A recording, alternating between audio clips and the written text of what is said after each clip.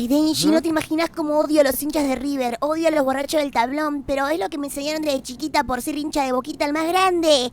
Pero también odio a los hinchas de Boca porque son pechos fríos y no se bancan una y abandonan y no se ¿sabés que bancan me chupa un huevo el fútbol? ¿Qué te hablar a vos de fútbol si estás todo el día encerrado jugando al LOL? No entendés nada.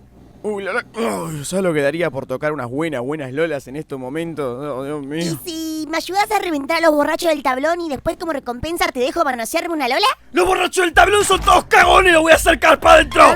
¡Vamos, Boca! ¡Vamos a mostrarle a esos borrachos del tablón! ¡Que Boquita es el más grande, papá! ¡Sape! ¡Todo sea por un buen píxel de té!